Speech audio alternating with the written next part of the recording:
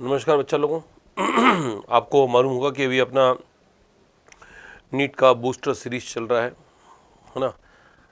तो जैसे कई बार वैक्सीन की बूस्टर डोजेज लगती हैं, वैसे अभी भी हमारी भी बूस्टर डोजेज चल रही हैं ताकि बच्चों को नीट का क्रैक करने का आइडिया लग जाए, कैसे नीट क्रैक करना है और कैसे रैंक को अपना बूस्ट करना है। राइट, तो बेटा पढ़ते रहो। आज मैं क्या लाया हूँ, तो ग्रुप 16, 17, 18 के कुछ क्वेश्चंस लाया हूँ और कुछ एनसीईआरटी के ऐसे पॉइंट्स हैं जिसको डिस्कस अपन यहीं पे बैठ के करेंगे। कुछ चार्ट डिस्कस करेंगे एनसीईआरटी के। तो आज ग्रुप 16, 17, 18 का सबसे महत्वपूर्ण वाला पार्ट आज अपन पूरा करने का पूरा प्रयास करेंगे, ठीक है ना। तो उसको देखते रहिएगा बेटा और कोशिश कीजिएगा कि पूरा एंड तक वीडियो को देखें आप, ताकि आपको उसका पूरा फ़ायदा मिले। इससे पहले मैंने ग्रुप 13, 14, 15 का दिया था, अब 16, 17, 18 का है। तो जिन बच्चों की ये दिक्कत है कि पी ब्लॉक कैसे करना है, तो बस 2 ही लेक्चर के अंदर आपका पी ब्लॉक जो है पूरा होता हुआ आपको नज़र आएगा।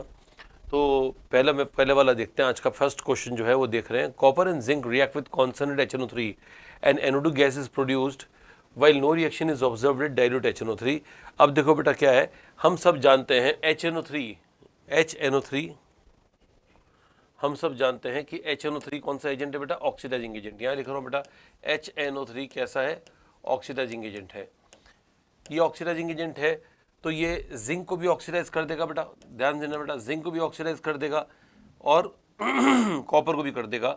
मैं जिंक की रिएक्शन लिख रहा हूँ कॉन्सनट्रेट HNO3 के साथ में, जिंक की रिएक्शन लिख रहा हूँ डाइल्यूट HNO3 के साथ में, कॉपर की कॉन्सनट्रेट HNO3 के साथ में और कॉपर की ही डाइल्यूट HNO3 के साथ में,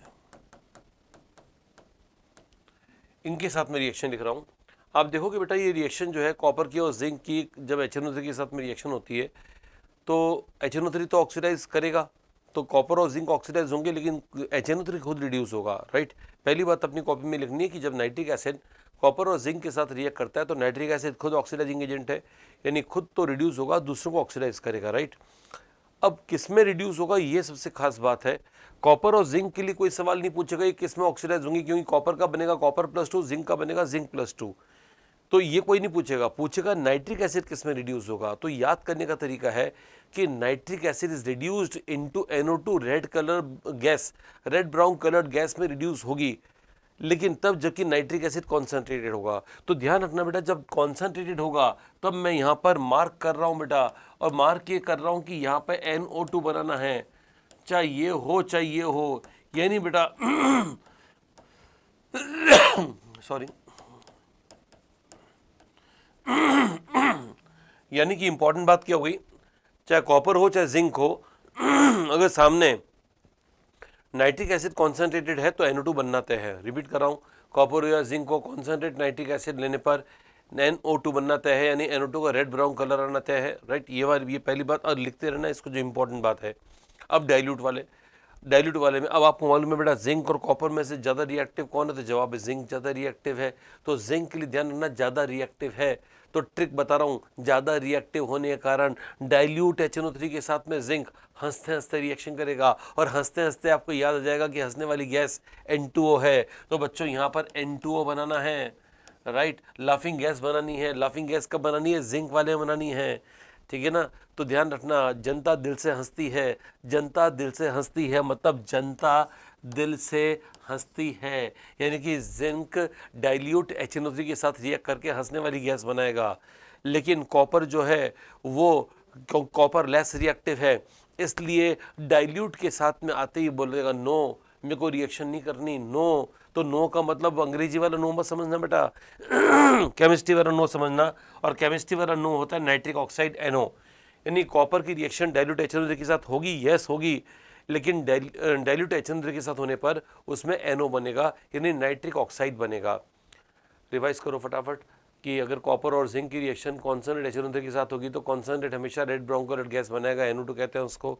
राइट, जनता दिल से हंसती है मतलब जिंक की डाइल्यूट HNO3 के साथ रिएक्शन से हंसने वाली गैस बनेगी, और कॉपर की रिएक्शन डाइल्यूट HNO3 से नो करेगा, नो का मतलब NO बनाएगा। NO का फुल फॉर्म है नाइट्रिक ऑक्साइड, NO का फुल फॉर्म है नाइट्रिक ऑक्साइड। NO का नाम भी NO है, मतलब नाम उसका फॉर्मूला भी NO है, और उसका नाम भी NO से फुल फॉर्म से आ जाएगा नाइट्रिक ऑक्साइड। अब आता है बेटा नेक्स्ट पॉइंट आपका आ रहा है ferrous sulphate reduces HNO3 into NO। बेटा ध्यान रखना ब्राउन रिंग कॉम्प्लेक्स में जब आप ब्राउन रिंग टेस्ट करोगे तो ये सबसे इंपॉर्टेंट लाइन ये होगी, मोस्ट इंपॉर्टेंट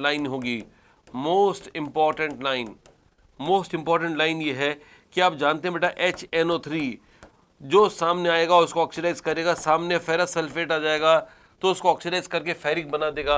लेकिन बच्चों ये कोई नहीं पूछेगा आपसे, और कोई पूछता भी है तो यार वो आसान सवाल पूछेगा तो जवाब भी सभी देंगे ना आपको। मैं अगर आते ही पूछता कि बताओ फेरस को नाइट्रिक एसिड किस में ऑक्सीडाइज करेगा तो हर कोई बोल देगा फेरिक में करेगा, फेरस का फेरिक ही तो बनेगा।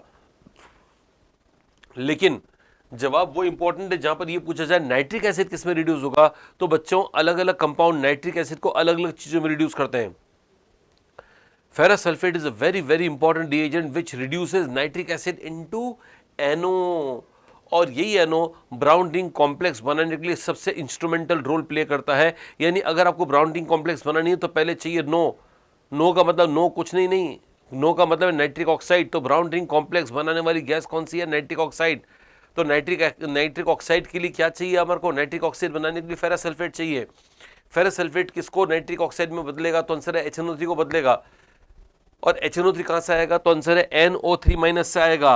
अरे बच्चों अगर मीडियम में NO3- का टेस्ट चल रहा है, नाइट्रेट का टेस्ट चल रहा है, तो नाइट्रेट के टेस्ट में हम पहले HNO3 बना के फेरस सल्फेट से रिएक्शन करा देंगे तो वो NO बना लेगा और NO से बन जाती है। NO की रिएक्शन जैसे ही फेरस सल्फेट से कराते हैं, फेरस सल्फेट से कराते ही बन जाता है ब्राउन रिंग कॉम्प्लेक्स। तो ब्राउन रिंग कॉम्प्लेक्स बन रहा है मतलब NO है, और NO है मतलब नाइट्रेट था तभी तो NO बनेगा बेटा।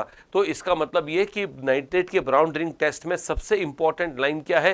फेरस सल्फेट की क्षमता कि वो HNO3 को NO में रिड्यूस करता है, राइट। तो ये अपने नोट्स में लिख देना, फेरस सल्फेट की प्रॉपर्टी है कि HNO3 को NO में रिड्यूस करने की क्षमता रखता है, इस कारण ब्राउन रिंग टेस्ट संभव हो पाता है। ये हमारा हो गया सेकेंड सवाल पूरा। तो फर्स्ट हमारा ट्रू है या फॉल्स है? तो देखो ये बोला copper and zinc react with concentrated HNO3 and NO2 gas is produced. यहाँ तक तो सही है बेटा, यहाँ तक तो ये बिल्कुल सही है। ये जो पहला पार्ट है इसका वो एकदम सही है। While no reaction is observed dilute HNO3, ये गलत हो गया क्योंकि डाइल्यूट HNO3 से रिएक्शन होती है, ठीक है ना। एक में हंसते हैं और एक में नो होता है, एक में हंसना होता है एक में नो होता है। डाइल्यूट के अंदर दो रिएक्शन, एक में N2O एक में NO, तो रिएक्शन तो हुई थी ना बेटा। तो ये गलत हो गया, पहला वाला स्टेटमेंट फॉल्स है बेटा। अगला वाला statement reduces HNO3 into NO, ये ट्रू है। अगला आता है NO2 disproportionate into water and in water into NO and HNO3। देखो बेटा मैंने कहा था बेटा NO2 और इसका एक भाई है बेटा HNO2, दोनों में NO2 है बेटा, ये भी NO2 है ये भी NO2 है, बस में H लगा हुआ है। इन दोनों की एक प्रॉपर्टी होती है, ये पानी में जाके 25 बना लेता है, ये पानी में 25 बना लेता है, और ये पानी में हल्का सा एसिडिक मीडियम हो तब 25 बना लेता है। अब आप बोलोगे सर ये 25 क्या होता है? 25 याद करने का तरीका है इन कंपाउंड को NO प्लस HNO3 को। आप बोलोगे सर ये 25 क्या है, इसको ऐसे क्या करा रहे हो? तो ये +2 ऑक्सीडेशन स्टेट है नाइट्रोजन की, यहाँ +5 है। तो अगर आपको कंपाउंड याद नहीं होते तो मैंने ऑक्सीडेशन स्टेट याद करवा दिया है। Both NO2 and HNO2 have a tendency to disproportionate into 25 in water, right? Both NO2 and HNO2 have a tendency to disproportionate into 25 in water। अब 25 क्या है? NO plus HNO3 है। तो चाहे NO2 हो चाहे HNO2 हो, दोनों पानी में 25 बना लेंगे। बस HNO2 अनस्टेबल है एसिडिक मीडियम में, वो एसिडिक मीडियम में तुरंत डिस्प्रोपोर्शनेट हो जाता है। अगर आप बोलोगे सर ये डिस्प्रोपोर्शनेशन क्यों लिखा है, तो बेटा ये +4 है। अगर एक ही चीज रिड्यूस भी हो रही है वही चीज ऑक्सीडाइज भी हो रही है तो इसको डिस्प्रोपोर्शनेशन कहते हैं। तो बेटा ये लाइन एकदम ट्रू स्टेटमेंट है, NO2 disproportionate into NO plus HNO3। बेटा ध्यान रखना बेटा, ये P ब्लॉक का जो मैं पार्ट करवा रहा हूं उससे आपका क्या होगा, फटाफट क्विक रिवीजन होगा इंपॉर्टेंट पॉइंट्स का। जिन्होंने P ब्लॉक को आज तक एक बार भी टच ही नहीं किया, हाथ ही नहीं लगाया, उनके लिए थोड़ा सा मुश्किल हो सकता है, क्योंकि उनको अचानक ये बातें। फिर भी अगर आप इस साल की नीट लिखने का प्रयास कर रहे हो, फिर भी अभी तक मैं नहीं मानता हूं कि कभी आपने P ब्लॉक को देखा तक नहीं है, हालांकि काम फिर भी चल जाएगा, फिर भी आप इन बातों को कर लोगे तो आपके पास एक जरूरी चीज़ों का है ना, को खास हथियार हैं, वो आपके पास, आप उनसे लेस हो जाओगे। लेकिन हो सकता है उनको समझने में थोड़ा समय लगे, या फिर आपको कुछ क्वेश्चन में लगे कि रटना ही पड़ रहा है, राइट। लेकिन अभी आज इस सेशन में क्या आने वाला है वो देखिएगा बेटा। इतने सारे सवाल मैं कराऊंगा, उसके बाद में उन सवालों के बाद में कुछ एनसीईआरटी के कुछ इंपॉर्टेंट पॉइंट्स भी अपन डिस्कस करेंगे। एनसीईआरटी किताब खुलेगी यहां पर आपके सामने और उनसे कुछ पॉइंट डिस्कस होंगे। Let us do it further now.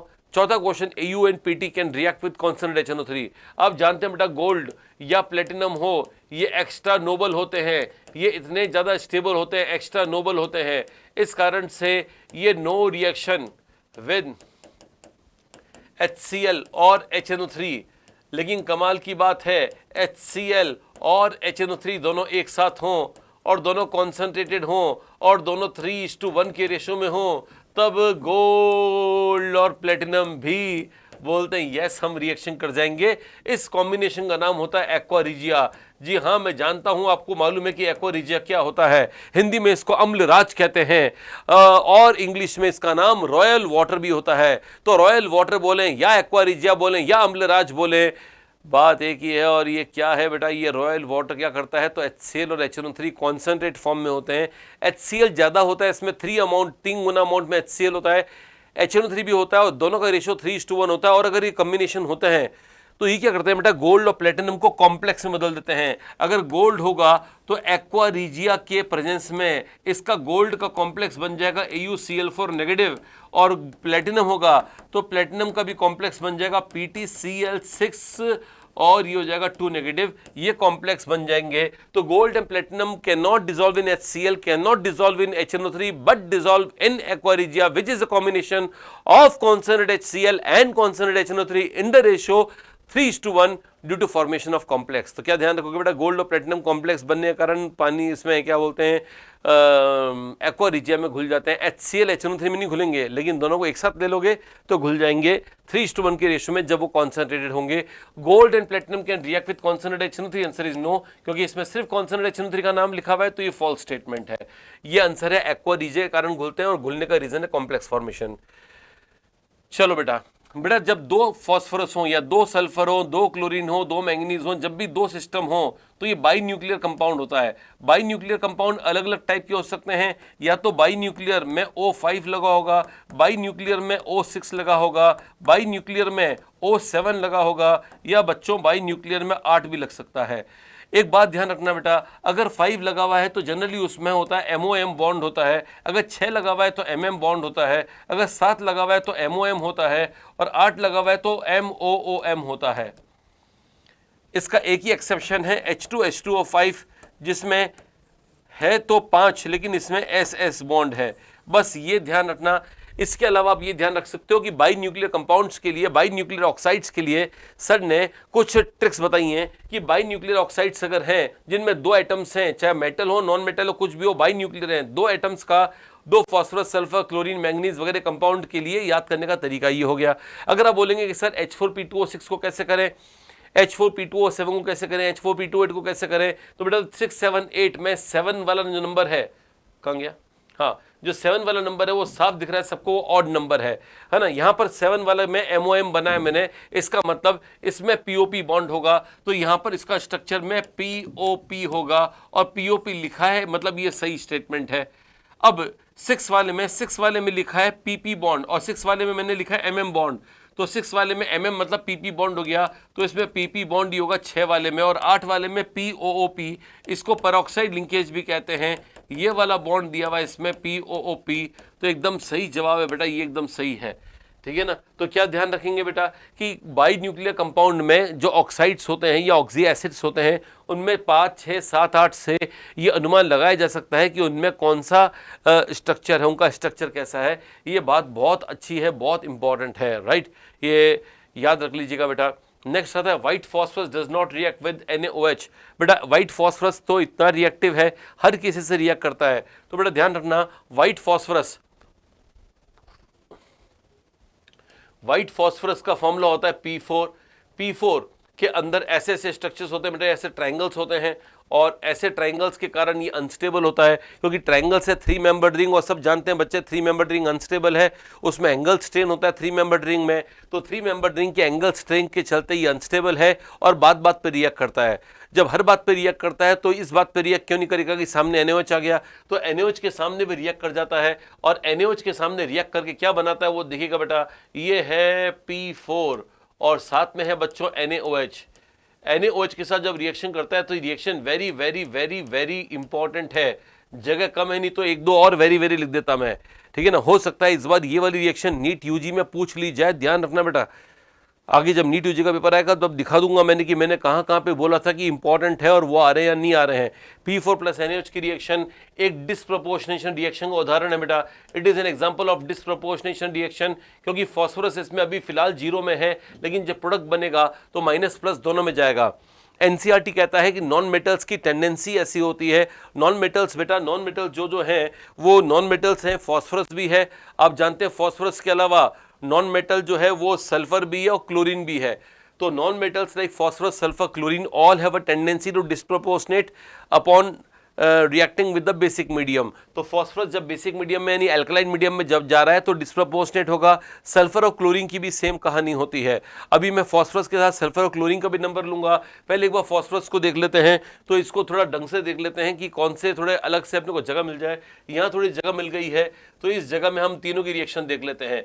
पहली रिएक्शन बता रहा हूं बेटा, फॉस्फोरस की NaOH के साथ, ढंग से देखना बेटा, NaOH के साथ एल्कलाइन मीडियम में PS3 बनता है जिसमें फॉस्फोरस की स्टेट -3 है, प्लस साथ में ये बनता है 1 मोल और 3 मोल बनता है NaH2PO2। बच्चों साथ साथ लिखते रहना कि सर ने जो NaH2PO2 लिखवाया है वो सोडियम हाइपोफॉस्फाइट है। मेरा नाम जो मैं बोल रहा हूँ वो ढंग से सुन लेना, मेरा नाम नहीं सॉरी इसका नाम ढंग से सुन लेना, सोडियम हाइपोफॉस्फाइट। तो सोडियम हाइपोफॉस्फाइट के साथ सोडियम हाइपोफॉस्फाइट के 3 मोल बनेंगे। यहाँ फॉस्फोरस -3 में है, यहाँ +1 में है, तो ये 3 और 1 में डिस्प्रपोर्शनेट होता है जबकि शुरू में 0 में है, ठीक है ना। फॉस्फोरस इतना रिएक्टिव होता है कि हवा से रिएक्शन कर जाएगा, तो इस रिएक्शन में आवश्यक है कि NaOH के साथ रिएक्शन करने से पहले हवा का कनेक्शन काट देते हैं। इसलिए एनसीईआरटी में लिखा हुआ है inert atmosphere of CO2 gas. तो इनर्ट एटमॉस्फेयर यहां रखना जरूरी है, क्योंकि अगर आप हवा दे दोगे तो हवा में फॉस्फोरस रिएक्ट कर जाएगा और शायद इसका ऑक्साइड बना लेगा P4O10, जो कि highly spontaneous and exothermic reaction होती है।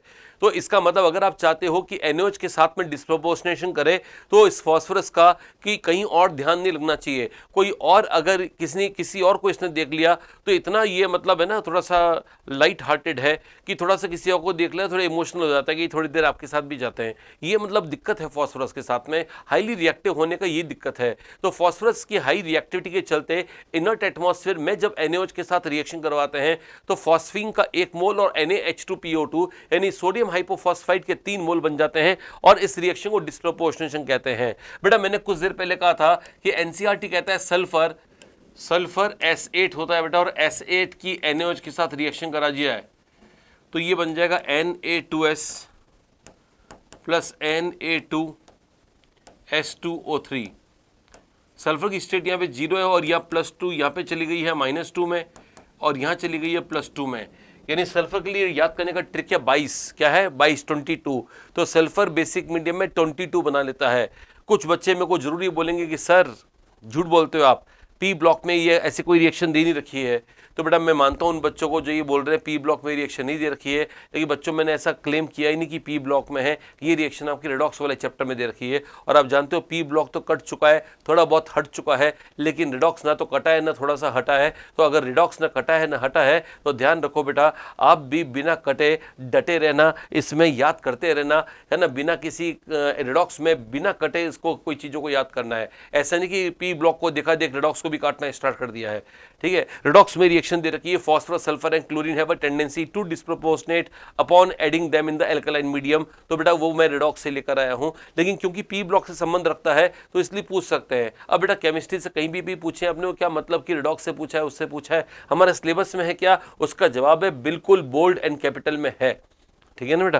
तो S8 की NaOH के साथ रिएक्शन होगी तो Na2S बनेगा, साथ में Na2H2O3 बनेगा। याद करने का तरीका है 22 यानी -2 और +2 Na2S एंड Na2H2O3 बनेगा। तो sodium sulphide and sodium thiosulphate इसमें बन जाएगा। और तीसरे में आ रहा है बेटा थर्ड और आखिरी रिएक्शन है, last but not the least, chlorine की रिएक्शन आ रही है प्लस डाइल्यूट NaOH के साथ में। ये वापस एल्कलाइन मीडियम के अंदर है, इसको याद करने का डाइल्यूट NaOH के साथ में। डाइल्यूट NaOH के साथ में इसको कोल्ड NaOH भी कह सकते हैं, कोल्ड एंड डाइल्यूट NaOH भी कह सकते हैं। तो कोल्ड एंड डाइल्यूट NaOH के साथ में बनता है NaCl प्लस NaOCl। अगर आप ढंग से देखोगे बेटा NaOCl में Cl की स्टेट आ रही है +1, यहां पर आ रही है -1, तो याद करने का तरीका है 11, यानी कि यानी कि क्लोरीन डाइल्यूट NaOH के साथ 11 बना लेता है। और अगर कॉन्सेंट्रेट और हॉट हो, क्लोरीन अगर हॉट NaOH के साथ रिएक्शन करे, जिसको कॉन्सेंट्रेट NaOH भी कह सकते हैं, तो फिर बना लेगा NaCl बनाएगा, जहां Cl -1 में है, प्लस NaClO3 सोडियम क्लोराइड बनाएगा, जहां ये +5 में है। और याद करने का तरीका -1 और +5 को एक साथ लिख दो 15। तो यानी chlorine hot and concentrate NaOH में 15 बनाता है, कोल्ड एंड डाइल्यूट में 11 बनाता है। सल्फर अगर NaOH के साथ रिएक्शन कर लेगा तो 22 बना लेता है, और फॉस्फोरस NaOH के साथ रिएक्शन करेगा तो एक मोल PS3 और 3 मोल NaH2PO2 यानी 31 बना लेता है। ये है -3 और ये +1, ये -3 बेटा और ये +1 है। थोड़ा 10 मिनट दो बेटा, 10 मिनट दो, इस वीडियो को रोक दो, 10 मिनट दो, 10 मिनट के अंदर ये तीनों रिएक्शन याद करो, ठीक है ना। अगर मेरी बात मानते हो तो पहले रिएक्शन याद करो, फिर आगे बढ़ना, ठीक है ना, क्योंकि ऐसे नोट करते रहोगे और वो चलते रहोगे आगे, मतलब नहीं उससे, ठीक है ना। इसलिए मैं रिकॉर्डेड लेक्चर ले रहा हूँ ताकि बच्चे जो है वो उस लाइव के चक्कर में बैठे नहीं रहें, ठीक है ना। रिकॉर्डेड करते रहें, आराम से अपने टाइम के अनुसार करते रहो, लेकिन जहाँ पर जो चीज़ इंपॉर्टेंट है वह रुक के जो मैंने कह रहा हूँ वैसे ही करो, राइट। आगे बढ़ते हैं नेक्स्ट पॉइंट की ओर। ये सारे हो गए बेटा। White phosphorus does not react with NaOH, तो ये गलत बोल रहा है बेटा, झूठ बोल रहा है, फरेब है, धोखा है, ये रॉन्ग है, फॉल्स है। ये तो रिएक्शन कर रहा है ना NaOH के साथ में। तो white phosphorus is highly reactive, can react with NaOH in the inert atmosphere having CO2 and the product formed are PS3 and NaH2PO2. This reaction is an example of disproportionation reaction, and not just phosphorus, sulfur and chlorine also gives the disproportionation in basic medium, where phosphorus की reaction तो मैंने बताई दी है, sulphur के लिए 22 याद करना है, क्लोरीन के लिए कोल्ड वाले मीडियम में 11 और हॉट वाले मीडियम में 15 याद करना है। आगे बढ़ते हैं नेक्स्ट पॉइंट की ओर, और नेक्स्ट पॉइंट आ रहा है अपना ये रहा। ग्रुप 16, 17, 18 के सवाल अब आएंगे। Oxygen and sulphur have high difference in boiling point, melting point due to difference in atomicity. आप सब जानते हैं बेटा O2 जो है रूम टेम्परेचर पे क्या है, गैस है, और सल्फर जो है SA8 एक सॉलिड है। एक गैस एक सॉलिड है, इसका मतलब इसके अंदर जो इंटर पार्टिकल अट्रैक्शन है O2 और O2 में, आसपास के पार्टिकल्स में अट्रैक्शन बड़ा कम है, बहुत वीक अट्रैक्शन है इनके अंदर, है ना। लेकिन सल्फर तो बेटा सल्फर सॉलिड है, अगर सल्फर सॉलिड है मतलब एक एसिड और बगल वाले एसिड में अट्रैक्टिव फोर्स स्ट्रांग होंगे, तभी तो ये पास पास में चिपके चिपके हैं। तो ये चिपके चिपके क्यों हैं? क्योंकि इनका मॉलिक्यूलर मास ज्यादा है, ज्यादा मॉलिक्यूलर मास वाले ज्यादा अट्रैक्ट होते हैं। और इसका मॉलिक्यूलर मास ज्यादा क्यों है? इसका मॉलिक्यूलर मास ज्यादा इसलिए क्योंकि इसकी एटॉमिसिटी 8 है, इसकी एटॉमिसिटी 8 है, इसकी एटॉमिसिटी बेचारे की 2 ही है। तो ये इसका मास कितना हुआ? 16 × 2 32, इसका मास हुआ 32 × 8, तो 8 से गुणा हुआ। ये इंपॉर्टेंट है ना, एनसीईआरटी की लाइन है, एनसीईआरटी की लाइन उतार के लाया हूं। कुछ लोग सोचते हैं कि सर एटॉमिसिटी का कारण थोड़ी है मॉलिक्यूलर मास, अरे मॉलिक्यूलर मास का कारण भी तो एटॉमिसिटी है। तो ध्यान रखना बेटा, हो सकता है आपको मेरी बात पे विश्वास नहीं हो, लेकिन जब एनसीईआरटी में लिखा हुआ है साफ साफ कि atomicity of acid is high and that is the main reason for the difference in the high difference in the boiling and melting point of O2 and acid. O2 एक गैस है, इसका मतलब है ये low melting point boiling point वाला सामान है बेटा, और ये high melting point boiling point melting point वाली चीज है। तो बताओ इनके मेल्टिंग और बॉइलिंग पॉइंट में डिफरेंस होने का कारण क्या है? तो आंसर है एटॉमिसिटी। ऑक्सीजन की एटॉमिसिटी कितनी है बेटा? 2 है, और सल्फर की एटॉमिसिटी कितनी है? 8 है। इस कारण से ज्यादा मॉलिक्यूलर मास का अंतर आ गया, इस कारण से बॉइलिंग और मेल्टिंग का अंतर आ गया। बच्चों ये ट्रू स्टेटमेंट है और इसी कारण बहुत इंपॉर्टेंट भी है, ठीक है ना। ध्यान रखना बेटा, ये सभी क्वेश्चन उन लोगों के लिए ज़्यादा इंपॉर्टेंट है जिन्होंने कम से कम एक बार पी ब्लॉक को थोड़ा देखा हुआ है, चाहे थोड़ा बहुत देखा हुआ हो, लेकिन अगर देखा हुआ होगा तो मेरी बातें जल्दी जल्दी समझ में आएंगी। And these are collection of all important things which generally people make a miss while studying NCERT. तो होप कि आपको ये बहुत आपके लिए कारगर होगा, काम की चीज़ होगी। Oxygen is minimum boiling point melting point density in group 16, क्या ये सही है क्या? देखते हैं। ग्रुप 16 में आपको ये तो मालूम है ना कि ऑक्सीजन जो है वो अकेला एलिमेंट है जो कि सेकंड पीरियड का है, तो इसमें एनोमलस बिहेवियर तो है, ये बात तो है, एनोमलस बिहेवियर तो है इसका, ये तो है, लेकिन क्या इसका बॉइलिंग पॉइंट मिनिमम है? देखते हैं OSSETEPO, हम सब जानते हैं कि O2 बनाता है और बाकी कोई भी X2 नहीं बनाता है, ओनली O2 बनाता है, क्योंकि डबल बॉन्ड बनाना आता है इसको, बाकियों को नहीं आता। तो H2 और ये Se2 और ये Te2 ऐसी ये बातें ये नहीं करते हैं, अकेला O2 बनाता है, तो O2 एनोमलस हो गया ना, और इसका मॉलिक्यूलर मास इसलिए कम हो गया, और मॉलिक्यूलर मास कम हो गया तो इंटर पार्टिकल अट्रैक्शन कम हो गए, तो उड़ गया, डेंसिटी कम, बॉइलिंग पॉइंट कम, मेल्टिंग पॉइंट कम, सब कम हो गया इसके अंदर। तो इसका मतलब ये कि ऑक्सीजन अपने ग्रुप में मिनिमम बॉइलिंग पॉइंट वाला है, बिल्कुल सही है, मिनिमम मेल्टिंग पॉइंट वाला है, बिल्कुल सही है, मिनिमम डेंसिटी वाला है, बिल्कुल सही है, कोई दिक्कत नहीं है। तो ये ग्रुप 16 के लिए कितनी जबरदस्त लाइन हो गई। ऑक्सीजन में डबल बॉन्ड बनाने की टेंडेंसी होने के कारण इसकी एटॉमिसिटी 2 होती है, जिसके कारण इसका बॉइलिंग पॉइंट, मेल्टिंग पॉइंट सब कम हो गया, और साथ में इसकी डेंसिटी भी मिनिमम हो जाती है। Right, the answer is yes, ये ट्रू स्टेटमेंट है, कोई दिक्कत नहीं है। राइट, आ जाओ नेक्स्ट। ये है बेटा H2, ये H2 है, तो कमाल है, देखो कितना कमाल हो रहा है। मैंने बोला ये H2 है, 2 बार मेरे से मिस हुआ ना, यूं किया, ऐसे किया, ऐसे किया, अब नहीं हो रहा है, पहले किया था ना, तो पीछे ये देखो, ये वाला लाइन H2H2O5 लिखा हुआ है, यहाँ भी H2H2O5 है, यानी कुल मिला के आपको H2H2O5 पढ़ना ही पड़ेगा। H2H2O5 में सल्फर 2 है और O5 है, यहाँ पे फॉस्फोरस 1 है और O5 है, यहाँ पे फॉस्फोरस 2 है और O8 है। आपको मैंने बताया था बेटा कि जो डाई न्यूक्लियर कंपाउंड है वो ये है, एक तो डाई न्यूक्लियर सल्फर है, एक तो डाई न्यूक्लियर सल्फर है, और एक डाई न्यूक्लियर फॉस्फोरस है, ये तो एक फॉस्फोरस है। तो अब पेरोक्साइड लिंकेज किस में है वो देखो बेटा, अभी मैंने पिछले स्लाइड पे बताया था कि O5 जनरली उसमें SOS बॉन्ड होता है, लेकिन इसमें SOS बॉन्ड नहीं होकर SS बॉन्ड होता है, मतलब पेरोक्साइड तो इसमें नहीं है, पेरोक्साइड तो इसमें नहीं है, पेरोक्साइड होता तो SOOS होता, तो इसमें पेरोक्साइड नहीं है, लिखा हुआ हैव पेरोक्साइड लिंकेजेस, तो ये तो गलत हो गया बेटा, इसमें नो पेरोक्साइड, इसमें है नो पेरोक्साइड। किसी को अगर इसका पूरा स्ट्रक्चर चाहिए तो S तो मैंने 2 बना दिए, O कितने लगाने हैं 5, 5 में से एक पे लगा दो 1 2 3 और इस पे लगा दो 2, हाइड्रोजन 2 हैं तो एक H यहाँ लगा दो, एक H यहाँ लगा दो, single double double single and double, ये इसका स्ट्रक्चर हो गया। S3PO5, S3PO5 में P है, फॉस्फोरस के ऑक्सी कंपाउंड जितने भी है वहां पर एक नियम बना लो, P डबल बॉन्ड O से स्टार्ट करेंगे।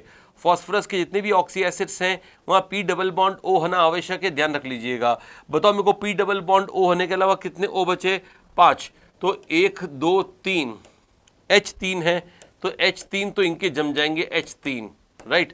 अब इसमें O कितने हैं? 5, इसमें O हो गए 1 2 3 4, तो यहाँ पे लगा दो 5 और यहाँ पर ऑक्साइड बन गया, ये डायरेक्टली लग जाएगा और ये भी डायरेक्टली लग जाएगा, राइट। तो इसका मतलब स्ट्रक्चर कैसा आ गया? P डबल बॉन्ड O आ गया, उधर से OOH आ गया, इधर से OH आ गया और इधर से OH आ गया, ये पेरोक्साइड लिंकेज कहलाता है। तो मतलब इसमें पेरोक्साइड लिंकेज है। और बच्चों मैंने कुछ देर पहले P2O8 का बताया था कि इसमें POOP लिंकेज होगा, तो इसमें पेरोक्साइड लिंकेज तो ही है। तो पेरोक्साइड लिंकेज कहाँ कहाँ पर है बेटा? इसमें पेरोक्साइड लिंकेज है, इसमें पेरोक्साइड है, इसमें पेरोक्साइड नहीं है। इसमें H2H2O5 does not have any peroxide linkage. The compound exist but it is not a peroxide, right. This is answer. आगे बढ़ते हैं तो बेटा क्या लिखेंगे? फॉल्स स्टेटमेंट है ये, फॉल्स। ये सच है, ये सच है, लेकिन झूठ है। 3 में से अगर एक झूठ है तो पूरा ही झूठ कहलाएगा ना बेटा वो। चौथा, nitrogen can be used to make calcium cyanamide. बेटा कैल्शियम साइनामाइड का फॉर्मूला होता है CaNCN। ये वो कंपाउंड है जो कि नाइट्रोलिम कहलाता है, और इसको पानी में डालकर अगर हाइड्रोलाइज करोगे तो यूरिया बन जाता है। यानी यूरिया मैन्युफैक्चर के लिए ये कंपाउंड काम आता है। ये कंपाउंड खुद बनता है कैल्शियम कार्बाइड से, जब इसकी रिएक्शन करवाते हैं N2 के साथ। तो बच्चों अब पढ़ना यहाँ से स्टार्ट करना है। Nitrogen is used to make nitrolim which is further hydrolyzed into urea. So basically for the manufacturing of urea, nitrogen is instrumental, but just nitrogen cannot do the work, it has to react with calcium carbide. So both calcium carbide and nitrogen are of utmost use in the preparation of fertilizers including urea, in which initially they prepare nitrolim, which is calcium cyanamide, which hydrolyze into urea. कुल मिलाकर मेरी इतनी सारी बातों का एक ही सार है, नाइट्रोजन कैल्शियम कार्बाइड से रिएक्शन करेगा कि आंसर इज यस करेगा। क्या बनेगा? कैल्शियम साइनामाइड बनेगा। उससे क्या बनेगा? यूरिया। तो यूरिया नाइट्रोजन से बनती है, आंसर बनती है। साथ में कौन रिएक्ट करता है? आंसर है कैल्शियम कार्बाइड। ये याद कर लीजिएगा, इंपॉर्टेंट बात है, पहले भी नीट में सवाल बना हुआ है, ट्रू स्टेटमेंट है बेटा ये। This and this are mutually resonating structures. बेटा रेजोनेटिंग स्ट्रक्चर्स के लिए एनसीईआरटी में कहा हुआ है कि इसमें सिर्फ इलेक्ट्रॉन का चेंज होना चाहिए, इलेक्ट्रॉन की पोजीशन चेंज होनी चाहिए, एटम की नहीं चेंज होनी चाहिए। आप देख रहे हैं बेटा यहाँ पे 2 OH है, यहाँ पे 3 OH है, यानी आपस में आइसोमर्स हैं। आइसोमर्स इसलिए क्योंकि इसका फॉर्मूले में H3 आ रहा है, फॉस्फोरस आ रहा है और O3 आ रहा है, इसके फॉर्मूले में भी H3 आ रहा है, P1 आ रहा है और O3 आ रहा है। तो बेसिकली ये आइसोमर्स हैं। Isomers are the compounds which have different identities. वो अलग अलग उनकी पहचान है, कुछ ना कुछ उनमें अलग होता है, कुछ ना कुछ उनकी पहचान अलग होती है। इसकी और इसकी पहचान अलग अलग है, ये एक दूसरे में कन्वर्ट होते हैं, but they converts via a process which is called tautomerism. तो these are tautomeric structures of each other, these are not resonating structure. Resonating structure के बारे में एनसीईआरटी में साफ साफ लिखा हुआ, और ये सवाल आपके लिए एक्स्ट्रा इंपॉर्टेंट इसलिए है क्योंकि एनसीईआरटी केमिकल बॉन्डिंग के पीछे वाले क्वेश्चन में से डिस्कस रही है। कुछ लोगों को गलतफहमी है कि फास्फोरस के ऑक्सी एसिड्स तो पूछेंगे नहीं, वो तो पुराने समय में सिलेबस में थे। अरे भैया स्ट्रक्चर वाले सवाल तो अभी भी पूछ सकते हैं ना, तो ये गलतफहमी मत रखना कि फास्फोरस के ऑक्सी एसिड के स्ट्रक्चर नहीं पूछेंगे, आराम से पूछ सकते हैं। और ये स्ट्रक्चर तो एनसीईआरटी में केमिकल बॉन्डिंग में दे रखा है। अब सोचो जरा, केमिकल बॉन्डिंग में सवाल दे रखा है अगर ये वाला, तो मना कर दोगे क्या कि नहीं नहीं हम तो सॉल्व नहीं करेंगे? अरे क्या बात कर दी यार, एनसीईआरटी में केमिकल बॉन्डिंग का सवाल है ये। हाँ वो थोड़ा चेंज हो सकता है उसके अंदर ये तीसरा जो मैंने एक H लगा रखा है उसमें सॉरी जो 2 OH लगा रखे हैं उनमें एक H दे रखा हो, ऐसा हो सकता है, माइनर चेंज हो सकता है, लेकिन बेसिकली क्वेश्चन पूछने का उनका तात्पर्य यही है। उन्होंने एग्जैक्टली ये पूछा है ऐसा, और ये 2 कंपाउंड बनाए हुए हैं और पूछा है कि क्या ये आपस में एक दूसरे के रेजोनेटिंग स्ट्रक्चर हैं। आंसर गया नहीं है, क्योंकि इनमें एटम ने अपनी जगह चेंज कर ली है। इनमें एटम ने अपनी जगह कैसे चेंज कर ली है वो देखो बेटा, इसको ऐसे करो, ये लोन पेयर को आप इधर लाओ, जब ये लोन पेयर इधर आएगा तो जो ऐसा होगा P यहाँ पे सिंगल बॉन्ड O, ये H है, इसका लोन पेयर यहाँ पर सिंगल बॉन्ड OH है और यहाँ OH है। जब ये लोन पेयर इधर आएगा तो इस इलेक्ट्रॉन, ये जो इलेक्ट्रॉन है बॉन्ड के, वो O की तरफ शिफ्ट होंगे। ऐसे होने पर 2 बातें एक साथ होंगी, एक तो यहाँ जो H है वो H को प्लस बना के निकाल दिया जाएगा, H प्लस हट के P पर आ जाएगा, क्योंकि P पर नेगेटिव चार्ज आ रहा है इस लोन पेयर के शिफ्ट होने के कारण। लोन पेयर के शिफ्ट होने के कारण P पे नेगेटिव चार्ज आ रहा है, तो अगली पल ये हाइड्रोजन इस P पर कूद लगाएगा, P पर जंप करेगा और P पर बन जाएगा H। P पर पहले से OH और OH अटैच्ड हैं और डबल बॉन्ड O आ ही गया है, ये बन जाएगा बेटा। अब इसका इसमें कन्वर्ट होना रेजोनेंस नहीं है, ये टॉटोमेरिज्म है, क्योंकि हाइड्रोजन ने अपनी स्थिति को बदल ली है। कुल मिलाकर ये कंपाउंड और ये compound they are isomers, more specifically they are tautomers but not resonating structures, mind you, right. कितने हो गए? छठा, most stable allotrope of phosphorus is black phosphorus. ये तो मालूम होना चाहिए बेटा। फास्फोरस जो होता है, व्हाइट फास्फोरस होता है, वो तो ऐसा होता है 1 2 3, चौथे फास्फोरस को यहां बना दो, ऐसा ऐसा होता है ना। 4 रिंग्स होती हैं इसमें, 3 मेंबर की, 3 मेंबर की रिंग से तो अनस्टेबल होगा। इसको पॉलीमराइज कर दोगे ऐसा दिखाई देगा।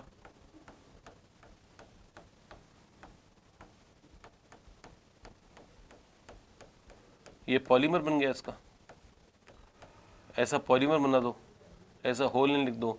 ये वाइट फास्फोरस है, ये रेड फास्फोरस है, और अगर इसको भी खोल दोगे, अगर आप 6 मेंबर रिंग्स बना दोगे फास्फोर की, ये तो 3 मेंबर रिंग है, यहाँ पर भी 3 मेंबर रिंग्स हैं, लेकिन अगर 3 मेंबर रिंग्स को खोल के और फिर आपस में जोड़ के 6 मेंबर रिंग्स बना दोगे तो वो होगा ब्लैक फास्फोरस। तो फास्फोरस की 3 important allotrope white, red and black है। वाइट सबसे रिएक्टिव है, ब्लैक सबसे स्टेबल है।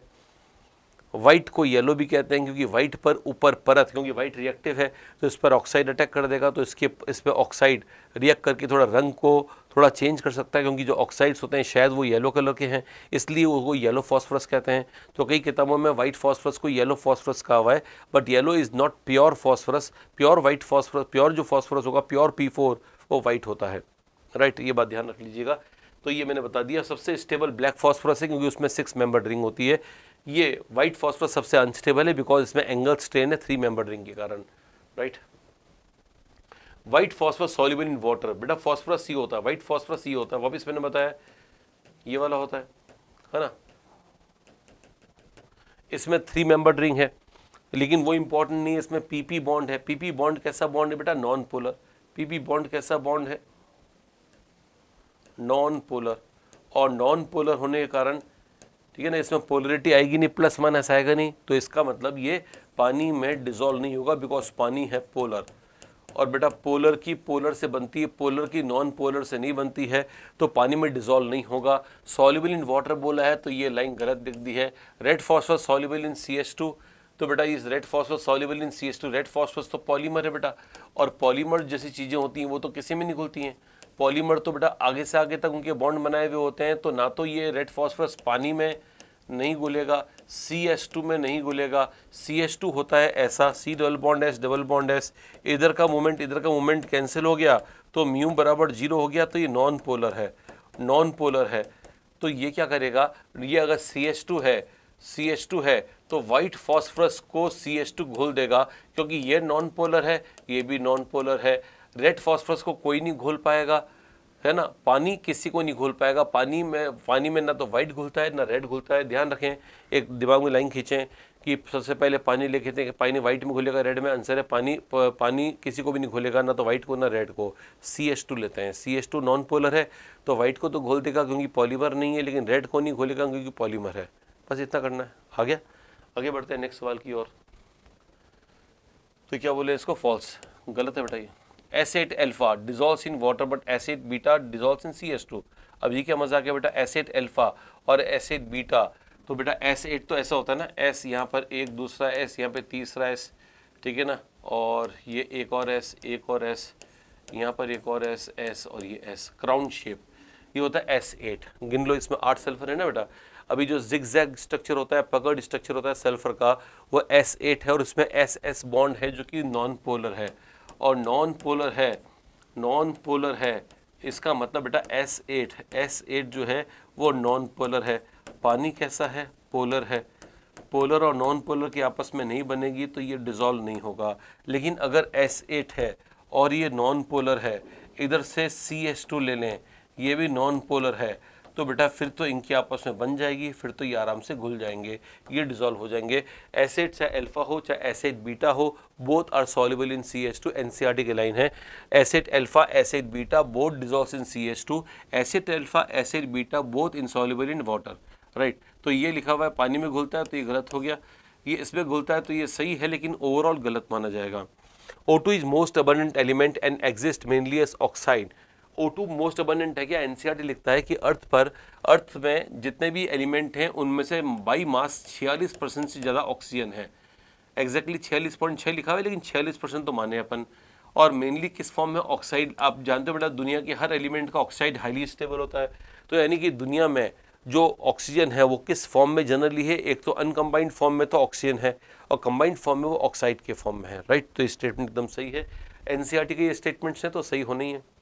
Both acid alpha and acid beta है प्लेनर स्ट्रक्चर। आप जानते हो बेटा एसिड अल्फा एसिड बीटा ऐसे स्ट्रक्चर्स हैं, एक सल्फर ऊपर ले लो, 2 नीचे, 3 हो गए, 2 और ऊपर ले लो, 5 6 7 8।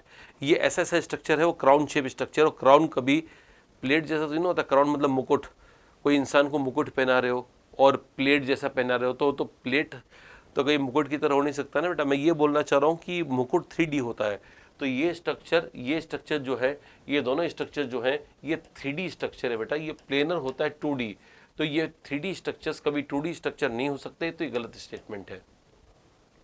S2 does not exist in any form.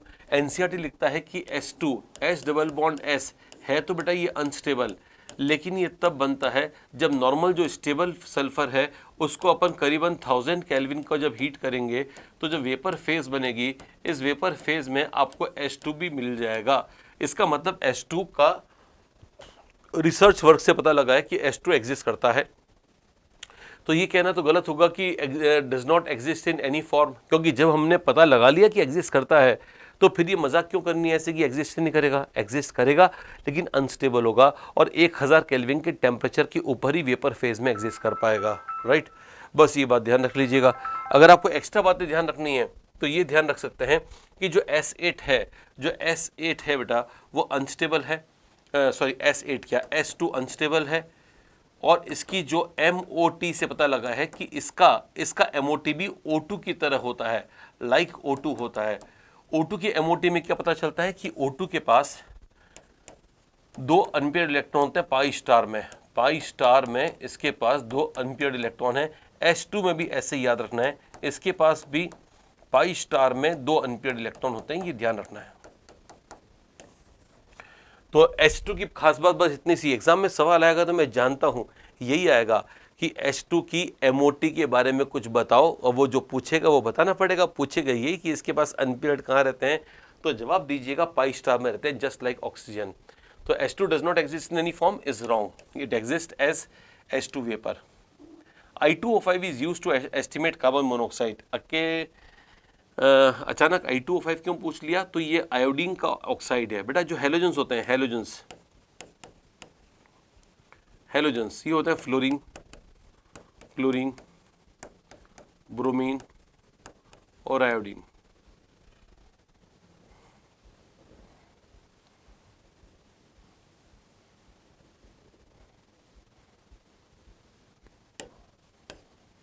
हाँ, आयोडीन। अब ये जो है ना, इनके ऑक्साइड्स बनाओगे ना, अगर आप इनके ऑक्साइड्स बनाते हो तो सबसे पहले ध्यान रखना ऑक्साइड्स अनस्टेबल होंगे। मान लो आपने क्लोरीन का ऑक्साइड बनाया Cl2O7, तो बेटा क्लोरीन यहाँ पे खुश क्यों होगा, +7 स्टेट में। Cl2O में क्लोरीन कौन सी स्टेट में, +1 स्टेट में। तो ये पॉजिटिव ऑक्सीडेशन स्टेट में। आप जानते हो बेटा हेलोजेंस को माइनस पसंद है, और ये प्लस में है तो अनस्टेबल होंगे, तो कभी रिएक्शन करेंगे कभी एक्सप्लोड करेंगे। तो हेलोजेंस के ऑक्साइड अनस्टेबल होते हैं और कुछ तो एक्सप्लोसिव भी होते हैं। सबसे स्टेबल जो होता है वो आयोडीन होता है। आयोडीन के बाद आता है क्लोरीन का नंबर, और सबसे पीछे रह जाता है ब्रोमीन, जिसको मिडल रो एनिमली भी कहते हैं। क्या बोलते हैं बेटा, मिडल रो एनिमली। मिडल होना चाहिए, ब्रोमीन बीच में होना चाहिए। अब बीच वाला साइड में है, तो बीच वाला साइड में होना तो कुछ ना कुछ गड़बड़ का प्रतीक है ना बेटा, तो इसका मतलब इसको मिडल रो एनिमली कहते हैं। तो आपसे सवाल पूछ सकते हैं मिडल रो एनिमली कहाँ पढ़ा जाता है, तो आंसर है हेलोजन के ऑक्साइड्स में पढ़ा जाता है। मिडल रो एनिमली में क्या बताया जाता है, सबसे स्टेबल कौन है, तो बोलना आयोडीन का ऑक्साइड है। आयोडीन का ऑक्साइड इतना स्टेबल है तो क्या वो कुछ काम कर सकता है क्या, तो आंसर इज यस। वो एक अच्छा ऑक्सीडाइजिंग एजेंट है, लेकिन इतना भयानक नहीं है कि वो विस्फोट कर दे, कि हम लैब में जा रहे हैं कुछ काम कराने के लिए और आयोडीन का पेंटाऑक्साइड लेके चले गए, उसने विस्फोट कर दिया, ठीक है ना, 3 मरे और 4 घायल। ऐसा नहीं होता है बेटा। तो आयोडीन का पेंटाऑक्साइड जो है वो इतना ज़्यादा रिएक्टिव डेंजरस कंपाउंड नहीं है। तो I2O5 is use to estimate carbon monoxide. ये लाइन लिखी है, ये क्यों लिखी है वो सुनिएगा बेटा। I2O5 होता है ऑक्सीडाइजिंग एजेंट, और ये ऑक्सीडाइजिंग एजेंट अगर लेते हैं आप लैब में तो कोई धमाके नहीं करेगा, लेकिन किसी को ऑक्सीडाइज करने के काम आएगा। CO को CO2 में ऑक्सीडाइज कर देगा और खुद रिड्यूस हो जाएगा आयोडीन में। आयोडीन की अच्छी बात यह है कि इसका एस्टिमेशन बहुत इजीली हो जाता है हाइपो से। एस्टिमेशन बाय हाइपो, बेटा लिख देना एस्टिमेशन बाय हाइपो। एस्टिमेशन का मतलब ये कितना बना है, क्योंकि बेटा ये कितना है वो डिपेंड करेगा ये कितना काम आया, और ये कितना काम आया का पता चलेगा ये कितना बना, और ये कितना बना का पता चलेगा अपन हाइपो से। Estimation of I2 by hypo. Hypo क्या होता है, हाइपो ये होता है Na2H2O3 सोडियम थायोसल्फेट। अब पूरी कहानी सुनना। पूरी कहानी यह है कि आयोडीन पेंटाऑक्साइड एक ऑक्सीडाइजिंग एजेंट है जो कार्बन मोनोऑक्साइड को कार्बन डाइऑक्साइड में ऑक्सीडाइज करके खुद आयोडीन में रिड्यूस हो जाता है। किसी कमरे में या किसी बर्तन में या किसी जगह पर कार्बन मोनोऑक्साइड की कंसंट्रेशन या कितनी प्रेजेंस है उसकी का पता लगाने के लिए I2O5 को काम में लेते हैं एस्टिमेशन करने के लिए। इसका एस्टिमेशन करने के लिए ज़रूरी है कि इसका अमाउंट का पता लगे कि कितना काम आया इसका, ताकि पता लग जाए CO कितना ही था, इसका कितना था, उसका पता चलेगा कि I2 कितना बना, और आयोडीन कितना बना का पता चलेगा हाइपो से, जो कि ये कंपाउंड है जो आयोडीन को नापने के लिए काम आता है। तो ध्यान रखना बेटा, 2 एस्टिमेशन मैंने सिखा दिए। आयोडीन का एस्टिमेशन करना है अपने को हाइपो से, और इसकी मदद से हाइपो की मदद से आयोडीन का एस्टिमेशन हो जाएगा। और जब आयोडीन का पता लग जाएगा तो ये पता लग जाएगा कि I2O5 कितना यूज हुआ है, जिसका पता लग जाएगा कि CO कितना था। इसका मतलब अल्टीमेटली हमने किसका एस्टिमेशन कर लिया, CO का एस्टिमेशन कर लिया। तो बच्चों ध्यान रखना कि CO के एस्टिमेशन के लिए I2O5 का उपयोग होता है, और आयोडीन के एस्टिमेशन के लिए हाइपो का उपयोग होता है। बेटा हमारे सिलेबस में जितने एस्टिमेशन है वो दोनों मैंने बता दी। तीसरा एक और एस्टिमेशन हमारे सिलेबस में है, वो है ओजोन का। तो ओजोन का एस्टिमेशन करने के लिए ध्यान रखना, पहले स्टेप में हम KI काम में लेते हैं और फिर काम में लेते हैं हाइपो, KI और हाइपो। अगर आपका सवाल है कि ऐसा क्यों करते हैं, तो बेटा ओजोन का जब एस्टिमेशन करेंगे तो हम क्या करेंगे, KI काम में लेंगे। KI होता है रिड्यूसिंग एजेंट, ये ओजोन से ओजोन को रिड्यूस कर देगा और खुद ऑक्सीडाइज हो जाएगा I2 में। तो आयोडीन कितना बना उसका पता तो लगाते हैं अपन हाइपो से, ठीक है ना। आयोडीन कितना बना का पता किससे लगाते हैं, हाइपो से। और आयोडीन का पता लग जाएगा तो हमें पता लग जाएगा KI कितना खर्च हुआ है, और KI कितना खर्च हुआ है इससे पता लग जाएगा ओजोन कितना था।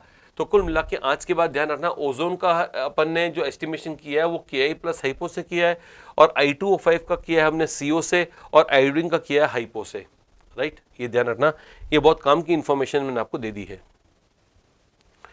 I2O5 is used to estimate CO, बिल्कुल सही स्टेटमेंट है, ये मैंने गलत बोल दिया था आपको। KI plus hypo is used to estimate ozone, वो देखो बेटा मैंने पीछे वो लिखा है, ओजोन के लिए KI प्लस हाइपो काम में लेते हैं, वही सवाल यहाँ पर आ गया, तो ये ट्रू स्टेटमेंट है। ClF3 is used to get uranium from spent nuclear fuel. अब ये स्पेंट न्यूक्लियर फ्यूल क्या है वो देखना बेटा। होता क्या है, न्यूक्लियर रिएक्टर में हम यूरेनियम काम में लेते हैं, और जिस पर न्यूट्रॉन का बम्बार्डमेंट करा के और फिर कुछ ना कुछ रिएक्शन काम में लेते हैं। अब क्या होता है बेटा, जैसे कोई फ्यूल होता है, ये यूरेनियम फ्यूल है। अब फ्यूल जैसे घर में कोयला काम में लेते हैं, या पुराने ज़माने में कोयला काम आता था, तो 100% तो जलता नहीं था, वो कुछ ना कुछ उसका पीछे कचरा बच जाता था। तो जो यूरेनियम का कचरा होता है, कचरा है ना, कचरा, उस कचरा में क्या होता है, यूरेनियम होता है प्लस इम्प्योरिटीज होती हैं। अब कचरा फेंक तो सकते नहीं, हमको यूरेनियम को रिकवर करना है उससे, तो कचरे से यूरेनियम को वापस निकालने के लिए कोई रिएक्टिव सब्सटेंस देना पड़ेगा ना। और आप जानते हो बेटा इंटर हेलोजेंस कंपाउंड बहुत रिएक्टिव होते हैं। Inter halogens compound are very much reactive because they are polar, they can attack anything. खास तौर पे सबसे रिएक्टिव कंपाउंड है ClF3। ClF3 जबरदस्त रिएक्टिव है बेटा, ये इतना रिएक्टिव है कि यूरेनियम को सॉलिड स्टेट से यूरेनियम को गैस में बदल सकता है, ये इतना ज़्यादा रिएक्टिव होता है। तो the main function of ClF3 is to convert solid uranium in the कचरा, यानी in the impure uranium. Impure uranium का जो सॉलिड पार्ट होता है उसको गैस में कन्वर्ट कर देता है। अब अचानक ये वाला जो यूरेनियम है, वो सोच के देखो, जैसे मैंने इस पर ClF3 मिलाया, अरे यार ClF3 मिलाया, वैसे यूरेनियम गैस बन के उड़ जाए और उस गैस को हम पकड़ लें, क्योंकि हमें तो यूरेनियम पकड़ना है। हमने यूरेनियम को UF6 के फॉर्म में पकड़ लिया है और अब इसको रिकवर करने का काम करेंगे। यानी ClF3 used to recover uranium from spent nuclear fuel. Spent nuclear fuel मतलब ये कचरा है, कचरे से यूरेनियम निकालने का काम क्या ClF3 कर पाया? Answer is yes, because ClF3 has helped us to convert solid uranium from the impurities into UF6 which is a gas। तो दिस स्पेंट न्यूक्लियर फ्यूल यानी कचरे में से यूरेनियम निकालने के लिए ClF3 काम में लिया। आपके पास अगर ये नहीं है, पैसा कम खर्च करना है, तो BrF3 भी काम में ले सकते हो। तो NCERT में दोनों के लिए बोला हुआ है, both ClF3 and BrF3 can be use to obtain uranium from spent nuclear fuel. ध्यान रखना बेटा, स्पेंट न्यूक्लियर फ्यूल के दो सवाल हमारे सिलेबस में है। एक तो यूरेनियम है, कुछ जगह पर न्यूक्लियर फ्यूल के फॉर्म में यूरेनियम काम में नहीं आता तो प्लूटोनियम काम में आता है, ये ध्यान रखना। इसका कचरा से यूरेनियम को निकालने के लिए हमने ClF3 काम में लिया था। अब अगर प्लूटोनियम का कचरा है तो इसको हटाने के लिए हम O2F2 काम में लेते हैं, ठीक है ना। तो what is the function of ClF3? ClF3 is used to obtain uranium from the spent nuclear fuel. It converts uranium into UF6, right. UF6 is a gas, ये भी ध्यान रखना। O2F2 is dioxygen difluoride which is used to obtain plutonium from the spent nuclear fuel. It converts plutonium solid into PuF6। कितना similar हो गया बेटा। तो U को UF6 बनाने का काम किसने किया बेटा? गैस बनाने का काम किसने किया? ClF3 ने किया। उसी प्रकार प्लूटोनियम हेक्साफ्लोराइड की गैस बनाने का काम किसने किया? बच्चों O2F2 ने किया है। ये बात आपको ध्यान रखनी है ना। सिमिलर चीजें एक साथ याद हो जाती हैं तो आपको याद करने में सुविधा होगी, आसानी होगी। ये एकदम ट्रू स्टेटमेंट है और ये भी एकदम ट्रू स्टेटमेंट है, ठीक है ना। दोनों ट्रू स्टेटमेंट NCERT के हैं, आपके लिए बेहद खास हैं, इंपॉर्टेंट हैं। आगे बढ़ते हैं 16वें सवाल की। Stability of halogen oxides is IBrCl। मैंने भी कहा था मिडल रो एनोमली होती है। मिडल रो एनोमली कहती है कि सबसे स्टेबल I है, फिर Cl है, फिर Br है। बी आर अगर बीच में होता तो एनिमली कहाँ से होती, बी आर साइड में है, ये तो बीच में दे दिया, ये तो वही है जो हमने सोचा था वैसे ही है, लेकिन जो रियलिटी होता है वो ये है, this is expectations and this is reality, है ना। अब रियलिटी से आंसर जाएगा ना, एक्सपेक्टेशन होने जाएगा, तो इसका मतलब है स्टेबिलिटी का ये जवाब एकदम गलत है, जो प्रैक्टिकल जवाब है वो ये है। चलिए बेटा, total lone pair, total lone pair में सबके गिनने हैं, XeF2 में टोटल लोन पेयर कैसे गिनते हैं वो देखो। फ्लोरीन के इलेक्ट्रॉन होते हैं 7 में से एक काम आ गया, तो 6 का मतलब 3 लोन पेयर, यहाँ भी 3 लोन पेयर होंगे। जिनोन के 8 में से 2 काम आ गए, तो यहाँ भी 3 लोन पेयर होंगे, तो 3 × 3 9 लोन पेयर हो गए इसमें। XeF4 में देखते हैं, Xe यहाँ पर F F F F F F F और ये F के पास 3 लोन पेयर थे, 3 यहाँ पे, 3 यहाँ पे, 3 यहाँ पे, 3 यहाँ पे, 12, तो ये तो सेम हो ही नहीं सकते, 12 तो यहीं पे हो गए, फिर जीरोन में तो 2 1 2 होंगे, 4 और 2 लोन पेयर, 12 और 2 14 हो गए, 14 और ये 3 तिरिका 9 और 14 कहाँ से बराबर है, ये बराबर नहीं है, गलत है स्टेटमेंट है, ये गलत है, ये भी गलत है। Density of helium more than xenon, helium और जिनन की डेंसिटी देखते हैं बेटा, हीलियम ऊपर है, नीचे आता है गैसें भारी हो जाएंगी, भारी होंगी तो मोर डेंस होगी ना बेटा, तो डेंसिटी तो जिनोन की ज़्यादा होगी, तो गलत दे दिया इन्होंने, है ना। नीचे आने पर डेंसिटी बढ़ती है ना, पीरियोडिक टेबल में मास बढ़ता है, वॉल्यूम बढ़ता है, तो मास ज़्यादा बढ़ता है इसलिए डेंसिटी बढ़ जाती है, right. Delta HF heat of formation of ammonia is negative, बेटा अमोनिया जो बनता है ना उसमें NH बॉन्ड होता है, NH बॉन्ड होता है, NH बॉन्ड होता है, तो NH बॉन्ड तो स्ट्रॉन्ग बॉन्ड है, स्ट्रॉन्ग बॉन्ड है, तो ये अपने एलिमेंट से N2 और H2 से इजीली बनेगा, इजीली बनेगा मतलब रिएक्शन एक्सोथर्मिक होगी, एक्सोथर्मिक एनर्जी रिलीज होगी, एक्सोथर्मिक होगी, इसलिए एनसीईआरटी में लिखा हुआ है कि इसका डेल्टा HF नेगेटिव होता है। और अगर मैं NH3 के अलावा किसी का देखता हूँ, NH3 के नीचे ये PS3 हो गया, किसी का भी हो गया, सबका पॉजिटिव है, इसका अकेले का नेगेटिव होता है।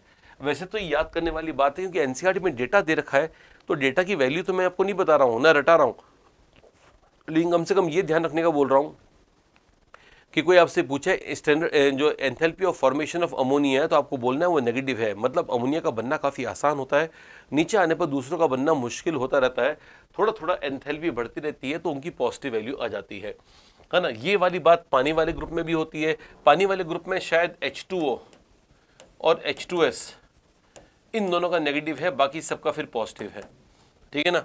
वो देखते हैं, अभी शायद मैं वैल्यू का मेरे को पूरा 101% मतलब श्योर नहीं हूँ, मैं अमोनिया के लिए श्योर हूँ। पानी के अंदर मेरे को ऐसा है कि H2O H2S दोनों का नेगेटिव होता है, क्योंकि ये वाली बात किताबी बातें हैं कि भैया जो किताब के विश्वास करना है, क्योंकि अगर पहला मेंबर की बात होती कि भैया पहला मेंबर का नेगेटिव तो हर जगह मेंटेन होता है, लेकिन मेरे को मालूम है पानी के अंदर ऐसे मेंटेन नहीं होता है, इसलिए मैं आपको चला के बोल रहा हूँ delta HF not of water and H2S probably both are negative, remaining are positive. बाकी अमोनिया में सिर्फ अमोनिया का नेगेटिव है, बाकी सबका पॉजिटिव है। तो अब क्या बोल रहा है, डेल्टा HF और अमोनिया नेगेटिव, यहाँ तक इसने बात जो बोली एकदम सही बोली। Other hydrides of same group है पॉजिटिव वैल्यूज, एकदम सही है, सही है, सही है। एनसीईआरटी में बता दूंगा ऐसा ही लिखा हुआ है, और कोई विश्वास अगर नहीं करता हो तो पहले बता देता हूँ। Delta HF not formation enthalpy, standard enthalpy of formation कहते हैं, अमोनिया का माइनस में है, बाकी सबका प्लस में है, साइन नहीं लगाया मतलब प्लस है, प्लस है ना बेटा। वाटर का देखें क्या,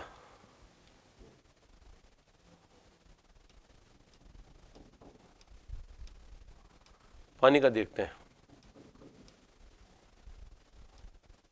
ये रहा पानी का डेल्टा HF जो है, हाँ देखो दो का नेगेटिव है ना, इसका और इसका नेगेटिव है, ठीक है ना, बाकी दोनों का पॉजिटिव है, ठीक है। ये कह रहा था मैं कि ऐसा कुछ है इसके अंदर। चलो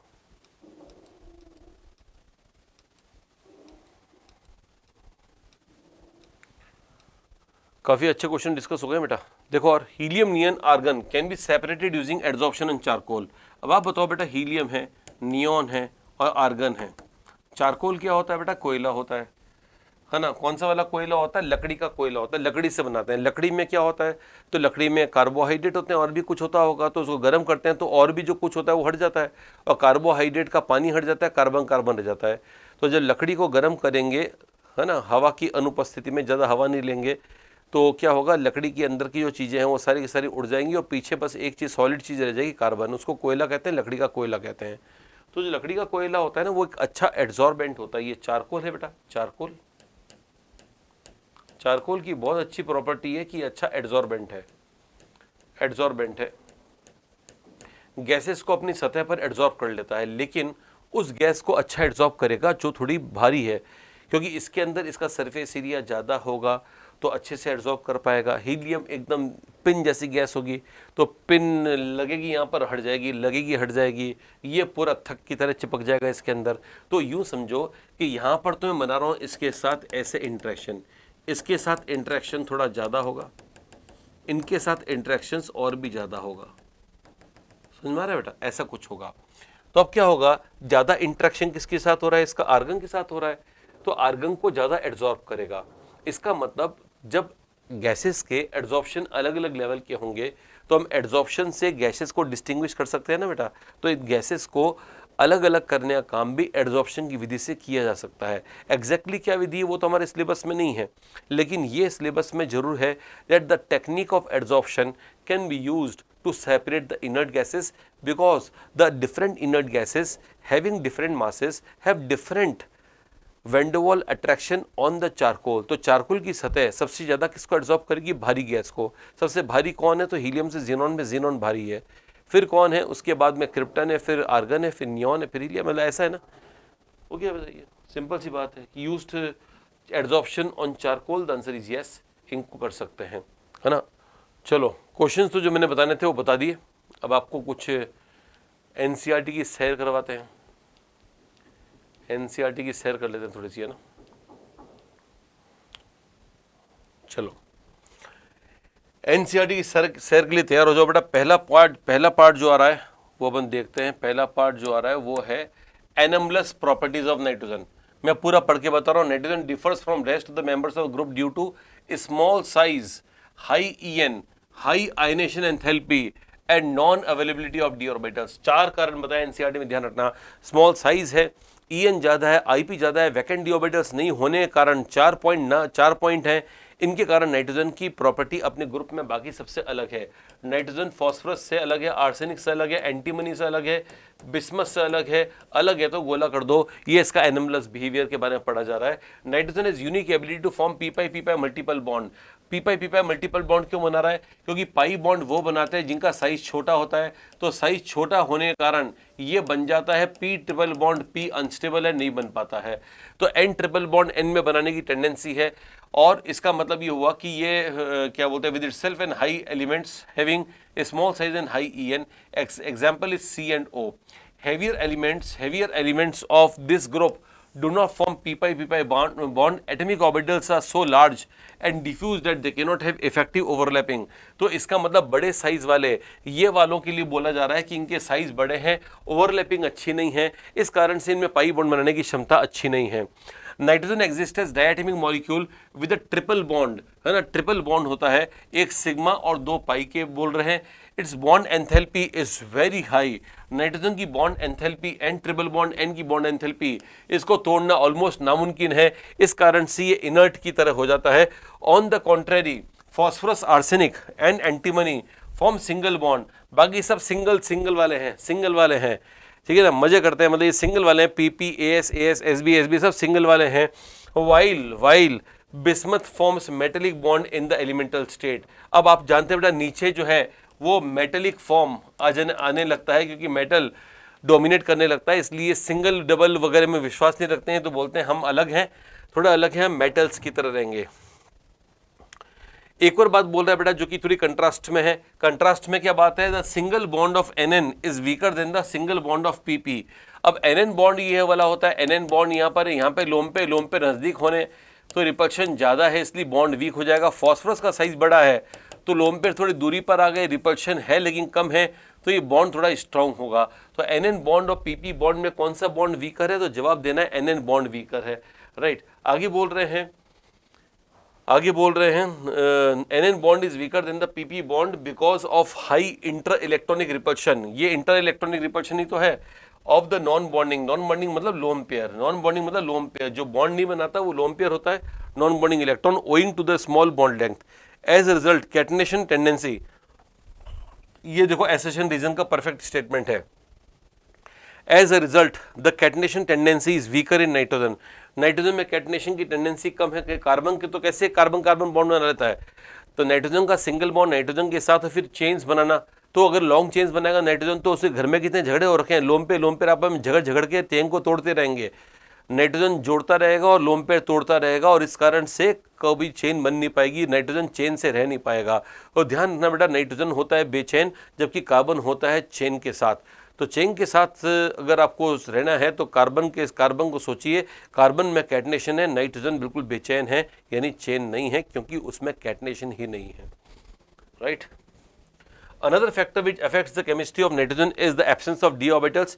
अब d orbitals अगर प्रेजेंट नहीं है तो उसके अंदर वो अजीब से बॉन्ड होते हैं ना, डी पाई पी पाई, वो सारे बॉन्ड नहीं बन पाएंगे, वो नीचे इन्होंने लिख दिया है, राइट। फिर आते हैं अपन, यस ये ग्रुप 15, ये वेरी वेरी इंपॉर्टेंट टेबल है। वैसे तो मैंने जिन लोगों ने मुझसे एच बॉन्डिंग वगैरह पढ़ा है उनको मैं ढंग से समझा देता हूं, फिर भी यहाँ समझ लो बेटा, बॉइलिंग पॉइंट, मेल्टिंग पॉइंट, इनका आंसर जो आएगा बेटा ध्यान रखना, एक तो आएगा मॉलिक्यूलर वेट से और एक आएगा एच बॉन्डिंग से। कैसा आएगा बताऊंगा। फिलहाल ये देखो डिस्टेंस सबसे सिंपल है, एन सबसे छोटा है तो डिस्टेंस छोटा होगा, बाकी डिस्टेंस बढ़ता रहेगा, छोटा बड़ा बड़ा बड़ा और बड़ा। एंगल में क्या होता है बेटा, अगर लोम पेयर है, सेंटर एटम पे लोम पेयर है, सुनना बेटा ध्यान से, सेंटर एटम पे लोम पेयर है तो कैसे करना है, ऐसे करो, अगर लोम पेयर है तो लोम पेयर रखने वाले मॉलिक्यूल्स में ये देखा गया है कि जिनके बॉन्ड छोटे होते हैं उनमें रिपल्शन ज़्यादा होता है, इनको गाढ़ा गाढ़ा बना दो, ठीक है ना। फॉस्फोरस के बॉन्ड को थोड़े हल्के बनाना, हल्के इसलिए क्योंकि इनमें डेंसिटी कम है, फॉस्फोरस का साइज बड़ा है तो डेंसिटी कम है इनमें, है ना, डेंसिटी कम है, इनको एक बार ही गाढ़ा करना, ज़्यादा मत करना, इनको गाढ़ा गाढ़ा कर दो। अगर ये गाढ़े गाढ़े बॉन्ड हैं मतलब इलेक्ट्रॉन डेंसिटी इनमें ज़्यादा है, इलेक्ट्रॉन डेंसिटी ज़्यादा है तो रिपल्शन ज़्यादा होगा, ये यहाँ से रिपल्शन दिखा दो, तो रिपल्शन ज़्यादा है, जहाँ ज़्यादा रिपल्शन होगा एंगल भी तो ज़्यादा होगा, तो छोटे सेंट्रल एटम जिनमें कि लोन पेयर हैं में आपस में बॉन्ड्स में रिपल्शन ज़्यादा होने के कारण उनका एंगल बढ़ जाता है, बस ये ध्यान रखना। तो इसका मतलब अमोनिया का एंगल सबसे ज़्यादा होगा, फिर कम, फिर कम, फिर कम, फिर सबसे कम, राइट। फिर आता है डेल्टा एच एम फॉर्मेशन। अभी मैंने बताया था कि अकेला अमोनिया का नेगेटिव है, बाकी सबका पॉजिटिव, और पॉजिटिव में बढ़ रहा है, मतलब नीचे आने पर एंडोथर्मिक हो रहा है, मतलब नीचे आने पर बॉन्ड वीक होते जा रहे हैं। एंडोथर्मिक हो रहा है मतलब कि बनाने में ज़्यादा देनी पड़ेगी, यानी अनस्टेबल चीज़ें बना रहे हैं, यानी बॉन्ड वीक बना रहे हैं, तो सिंपल सी बात है NH का बॉन्ड स्ट्रॉन्ग होने का सीधा सीधा अपने को अंदाजा इससे हो रहा है।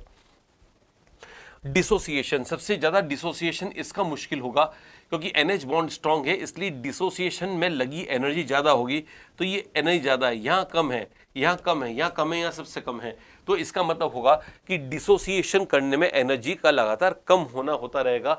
नाइट्रोजन का बॉन्ड स्ट्रॉन्ग होने के कारण इसमें एनर्जी ऑफ डिसोसिएशन सबसे ज़्यादा है, नीचे आते आते वो कम होती चली जाएगी, राइट। फिर आ जाता है अपने पास next thing, melting and boiling point. Melting और बॉइलिंग पॉइंट को कैसे सिस्टमाइज करना है वो सुनिएगा बेटा। इन दोनों में जो अमोनिया है NH3, PS3, ASS3, SbS3, इन चार का देखो क्या ध्यान रखना है कि इन चारों के अंदर अमोनिया में तो H बॉन्डिंग है, बाकियों का आंसर देखना है आपको मॉलिक्यूलर वेट से, क्योंकि बाकियों में H बॉन्डिंग नहीं है। हम जानते हैं जिनका मॉलिक्यूलर मास ज़्यादा होता है उनमें आपस में इंट्रैक्शंस अच्छे होते हैं, उनके डिस्पर्जन फोर्सेज या जो भी आप अट्रैक्टिव वीक फोर्सेज पढ़ते हो उनमें अच्छे होते हैं।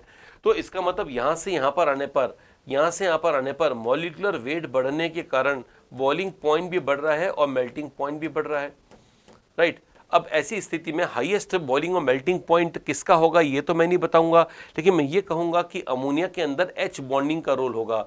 अब H बॉन्डिंग के चलते अमोनिया अपने ग्रुप में, यानी 4 के ग्रुप में, अमोनिया 4 के ग्रुप में मेल्टिंग पॉइंट में तो फर्स्ट नंबर पे आता है। ध्यान रखना, मेल्टिंग पॉइंट में अमोनिया अपने 4 के ग्रुप में फर्स्ट नंबर पे और बॉइलिंग पॉइंट में सेकंड नंबर पे, बिकॉज ऑफ H बॉन्डिंग। इसका मॉलिक्यूलर मास से तो ऐसा लग रहा था कि सबसे लास्ट में जाएगा, इसका बॉइलिंग भी लास्ट में, मेल्टिंग भी लास्ट में जाएगा, लेकिन H बॉन्डिंग ने पूरी तकदीर बदल दी इसकी।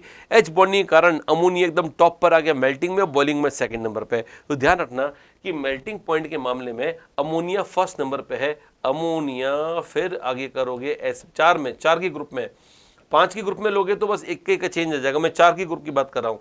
4 का ग्रुप बड़ा आसान है, SbS3, ASH3,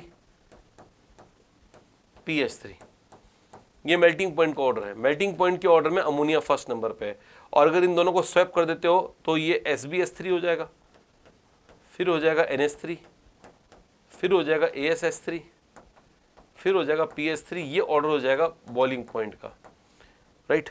बस इतना सा ध्यान रखना है ना। चलो, तो ये मेरे ख्याल से ये दोनों हो गए, आपको पता लग गया इसमें एच बॉन्डिंग के बारे में कैसे सोचना है। डाई नाइट्रोजन की प्रिपरेशन, नाइट्रोजन को कैसे प्रिपेयर करते हैं बेटा? नाइट्रोजन को प्रिपेयर करने का तरीका होता है, एक तो ये NH4NO2 का हीटिंग, एक बनता है ये NH4 होल ट्वाइस Cr2O7 से बनता है, और एक बनता है BaN3 होल ट्वाइस से बनता है, इसको अजाइड बोलते हैं, और एक NaN3 से बनता है। नाइट्रोजन को बनाने की 4 कंपाउंड्स हैं, NCERT में इन चारों कंपाउंड दे रखे हैं। इस कंपाउंड को खुद को बनाने का तरीका होता है NH4Cl और NaNO2। जब NH4Cl NaNO2 बनेगा तो वो तो बन ही जाएगा, क्या बोलते हैं NH4NO2 तो बन जाएगा। स्लाइट वार्मिंग करोगे तो N2 गैस निकल जाएगी, उससे बना दी NCERT में N2 गैस, उससे तो ये N2 गैस बन चुकी है उससे। तो इसका मतलब N2 गैस बनाने का पहला तरीका ये हो गया, NH4NO2 का डिकम्पोजिशन। दूसरा है इसको हीट करने से इसको डिकम्पोज करो, इसको हीट जब करोगे तो ये डिकम्पोज होगा। बस आपको ध्यान रखना, अमोनियम डाइक्रोमेट को डिकम्पोज करने से N2 बनती है, प्लस Cr2O3 सॉलिड बनता है, जो कि हरे रंग का सॉलिड है। Cr2O3 हरे रंग का सॉलिड है, लेकिन ये दोनों ऑक्सीडाइजिंग एजेंट्स हैं, और ऑक्सीडाइजिंग एजेंट से नाइट्रोजन जो बनेगी वो पार्शियली ऑक्सीडाइज हो सकती है, इसलिए इनसे बनाना नहीं चाहिए। इससे प्योर नाइट्रोजन नहीं बनेगी, पार्शियली ऑक्सीडाइज नाइट्रोजन बनेगी। अगर प्योर नाइट्रोजन बनाना है तो ऐसे सोर्स से बनाओ जिसमें ऑक्सीजन हो ही नहीं, और वो ये दोनों कंपाउंड है बेटा। तो अजाइड्स को हीट करोगे तो N2 बनेगा, और ऑक्सीजन इसके अंदर है ही नहीं, इसके अंदर इससे नाइट्रोजन बनेगा, इसमें बेचारे में ऑक्सीजन है ही नहीं, ना इसमें है ना इसमें है, तो इससे भी प्योर N2 बनेगा, इससे भी प्योर N2 बनेगा। तो अगर प्योर N2 बनाना है तो एजाइड से बनाओ। Barium azide and sodium azide do not contain any oxygen, and so the nitrogen prepared from them is pure and dry. ना तो पानी है ना ऑक्सीजन है, इनमें पानी भी होगा और ऑक्सीजन भी होगा, बिकॉज साथ में इसमें इसको हीट करोगे तो यहाँ से H2O निकलेगा ही निकलेगा। तो इसका मतलब ये प्योर एंड ड्राई नहीं होंगे बेटा, ये मॉइस्ट होंगे और साथ में इम्प्योर होगी। नाइट्रोजन जो इनसे मिलेगी, पहले दो से नाइट्रोजन मिलेगी, वो इम्प्योर और मॉइस्ट होगी, लेकिन अजाइड से मिलने वाली नाइट्रोजन एकदम प्योर होगी। तो इसका मतलब क्या ध्यान रखना है, नाइट्रोजन को बनाने के सर ने बताए 4 तरीके, ammonium nitride, ammonium dichromate, barium azide, sodium azide, लेकिन बाकी पहले दोनों में ऑक्सीजन है तो उससे अच्छी नाइट्रोजन नहीं बनेगी, प्योर एंड ड्राई नहीं बनेगी, इम्प्योर एंड मॉइस्ट बनेगी, लेकिन बाकी दो sodium azide and barium azide से बनने वाली नाइट्रोजन एकदम प्योर होगी। इतना ध्यान रखना है। आगे बढ़ते हैं नेक्स्ट पॉइंट की ओर। नेक्स्ट पॉइंट बेटा ये अमोनियम हाइड्रोक्साइड का पॉइंट है हमारा। मतलब अभी मैंने क्या पढ़ लिया, N2 का प्रिपरेशन थोड़ा बहुत मैंने पढ़ा दिया आपको। अब अमोनिया के पॉइंट्स पर आ गए हम। अमोनिया का है बेटा, अमोनिया जब पानी में जाता है ना तो इसको बोलते हैं NH4OH, अमोनियम हाइड्रोक्साइड बना लेता है। तो जहां पर भी NH4OH लिखा हुआ है ना, मतलब ये अमोनिया ही है, अमोनिया है, बस ये एक्वस मीडियम के अंदर है। तो अमोनियम जब एक्वस मीडियम में जाएगा तो अमोनियम हाइड्रोक्साइड बनाएगा, ये OH माइनस देगा, और OH माइनस जिंक पे जाएंगे तो ZnOH होल ट्वाइस बन जाएगा, जो कि व्हाइट PPT है। कैसा PPT है बेटा? व्हाइट PPT है। इसका मतलब हो गया कि जिंक को पहचानने के लिए हम लैब में अमोनिया यूज कर सकते हैं। अमोनिया यूज करोगे तो उसका जिंक हाइड्रोक्साइड का व्हाइट PPT बन जाएगा। आयरन के साथ करोगे तो आयरन का जो PPT होता है वो ब्राउन PPT होता है। तो आपको क्या ध्यान रखना है, ammonia can be used in form of its aqueous solution which gives a white PPT of zinc hydroxide from zinc sulfate and from ferric से बनेगा फेरिक ऑक्साइड का, फेरिक ऑक्साइड का हाइड्रेट, यानी वो फेरिक हाइड्रोक्साइड भी कह सकते हो उसको, जो कि बनेगा रेड ब्राउन PPT।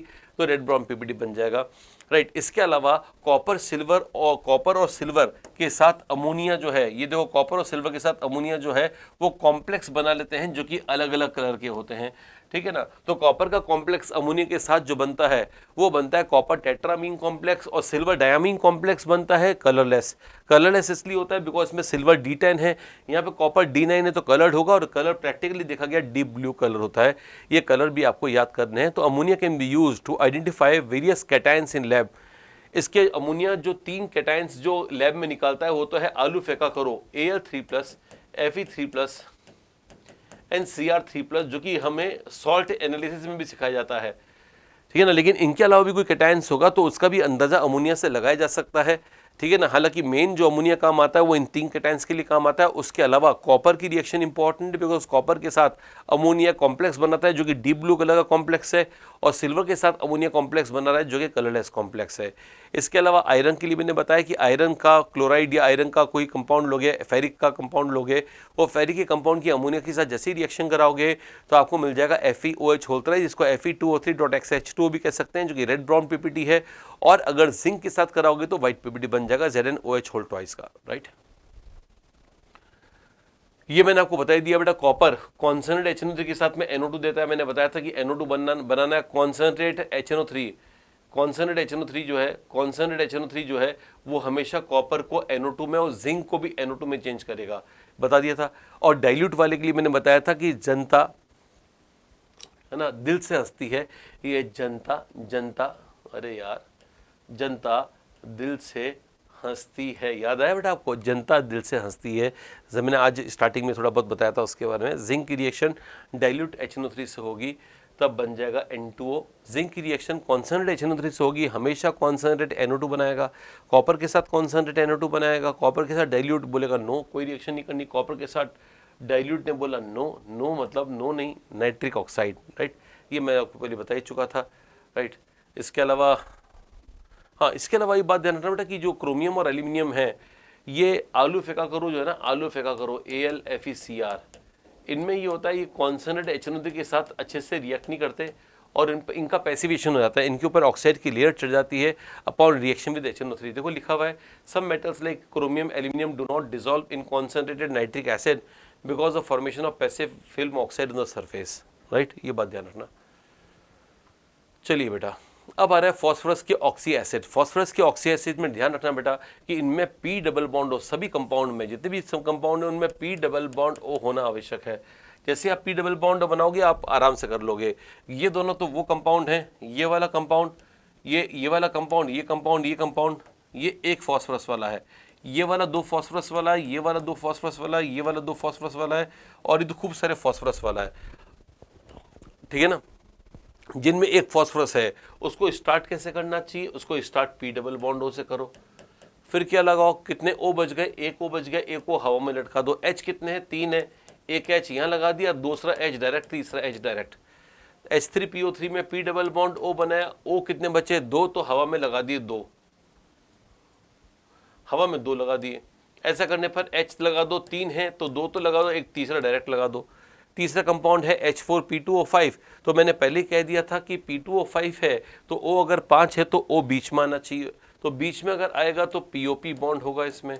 अगर ऐसा है तो मुझको बताओ कि इसके पास O कितने हैं, 5 है, P डबल बॉन्ड O इसके पास भी एक होना चाहिए, P डबल बॉन्ड O इसके पास भी एक होना चाहिए।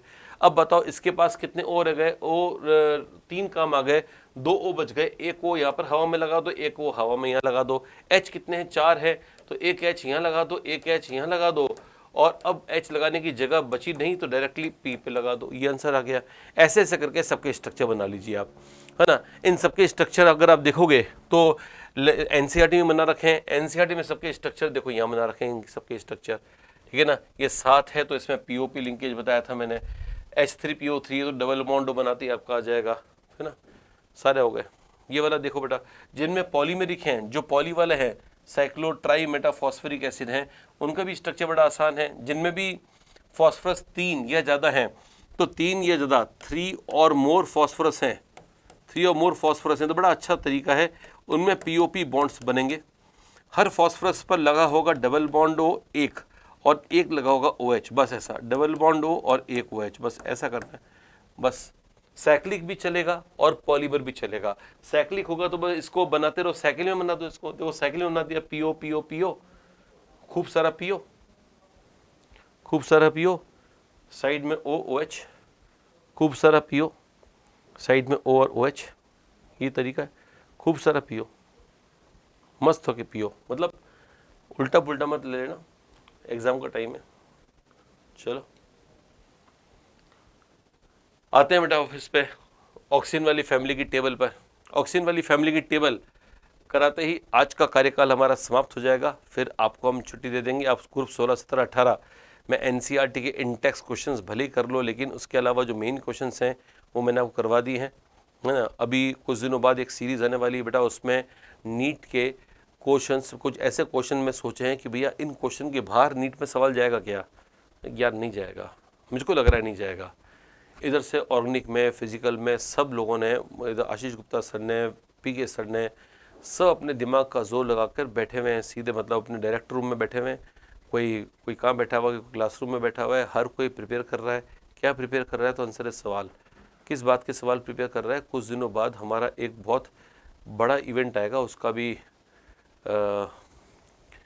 वो होने वाला है, क्या बोलते हैं उसको, उस सीक्रेट को रिवील करते हैं ना, वो सीक्रेट रिवील होगा, तो अपने स्टाइल में रिवील होगा। तो मैं पूरा ज़्यादा कुछ तो नहीं बताऊंगा, अब ऐसा प्लानिंग में है, ऐसा कुछ करेंगे तो वो वीडियो भी मतलब मज़ेदार होंगे। अगर वाकई में वो हो गया तो ध्यान रखना बेटा कि आज तक के इतिहास में ऐसा नहीं हुआ होगा कि इतनी सिमिलर क्वेश्चंस आपको मिले हुए होंगे। ठीक है ना, मतलब ज़बरदस्त चलेगा। हमारा तो ये है कि एक दिन पूरी फिजिक्स का फिजिक्स चलाएं, एक दिन पूरी केमिस्ट्री चलाएं। यूट्यूब पे होगा, हर कोई देख पाएगा, पूरे भारतवर्ष के जो भी नीट वाले बच्चे हैं सब देख पाएंगे। आपको अभी से कह देना, स्टार्ट कर देना है, प्लस हमसे भी कांटेक्ट करना स्टार्ट कर देना, ताकि हमको पता रहे कि आपको ज़रूरत भी है या नहीं है। ठीक है ना, it is very very very important बेटा।